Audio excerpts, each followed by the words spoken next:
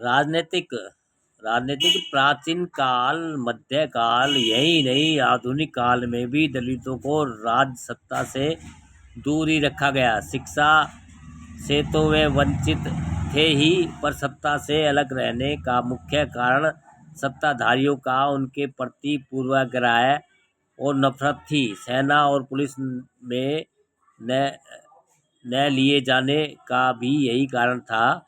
यद्यपि उनमें सैनिक प्रवृत्ति की कमी नहीं थी। मार्क्विस ट्रेविड लेडर ने सैनिक आयोग को सन 1859 में भेजे गए अपने नोट में कहा है कि यह भूलना नहीं चाहिए कि निम्न जातियों के बल पर ही हमने भारत पर विजय प्राप्त की थी।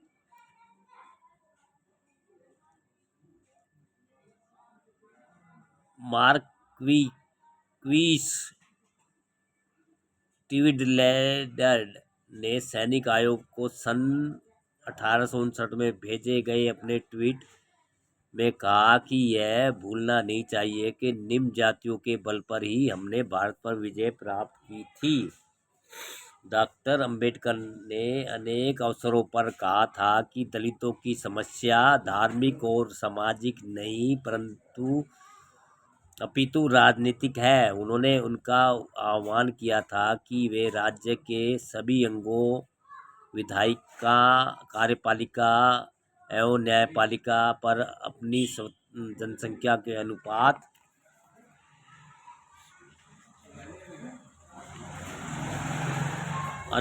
में प्रतिनिधित्व प्राप्त कर नियंत्रण रखे। इस उद्देश्य की पूर्ति के वास्ते वे अनुसूचित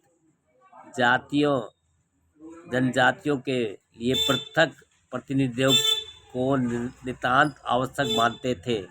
उनकी दृष्टि में यहाँ का बहुमत सांप्रदायिक है और भेदभाव बरत रहा है। डॉक्टर अंबेडकर ने सरकारी तथा गैर सरकारी अनेक मंचों से आवाज़ बुलंद की थी कि पृथक प्रतिनिधित्व के लिए धर्म के सहारे की आवश्यकता नहीं है। यदि ऐसा होता तो एक ही धर्म को मानने वाले यूरोपियन, एंग्लो इंडियन तथा इंडियन क्रिश्चियन को अलग अलग प्रतिनिधित्व क्यों दिया गया?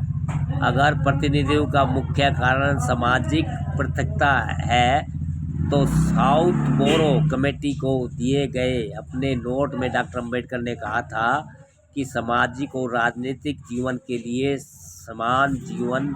समान विचार का होना जरूरी है।